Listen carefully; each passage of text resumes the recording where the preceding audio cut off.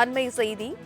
சாலை விபத்தில் 4 பேர் உயிரிழந்திருக்கிறார்கள். தூத்துக்குடி எட்டயபுரத்தில் நிகழ்ந்த சாலை விபத்தில் 4 பேர் உயிரிழந்திருக்கிறார்கள். எட்டயபுரம் அருகே நின்று கொண்டிருந்த லாரி மீது கார் மோதிய விபத்தில் 4 பேர் உயிரிழந்திருக்கிறார்கள்.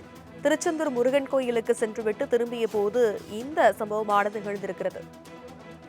விவரங்களை செய்தியாளர் மோகன்ராஜ் விவரிக்க கேட்கலாம். வணக்கம் மோகன்ராஜ், இந்த விபத்து எப்படி ஏற்பட்டது? 4 பேர் உயிரிழந்திருக்கிறார்கள், விவரம் என்ன? வணக்கம் தனலட்சுமி.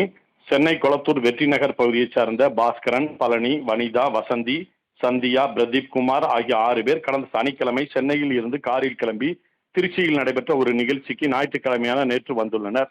பின்னர் நிகழ்ச்சியை முடித்துவிட்டு திருச்செந்தூர் கோவிலுக்கு சாமி தரிசனம் செய்துவிட்டு மீண்டும் காரில் சென்னையை நோக்கி திரும்பிக் கொண்டிருந்த போது தூத்துக்குடி மதுரை தேசிய நெடுஞ்சாலை எட்டயபுரம் அருகே உள்ள மூக்கோட்டூர் விளக்கு அருகே சாலையின் ஓரமாக நின்று கொண்டிருந்த லாரி மீது எதிர்பாராத விதமாக கார் மோதி விபத்துக்குள்ளானதில் சம்பவ இடத்திலேயே பாஸ்கர், ஓட்டுநர் பழனி, வனிதா, வசந்தி உள்ளிட்ட 4 பேர் பரிதாபமாக உயிரிழந்தனர்.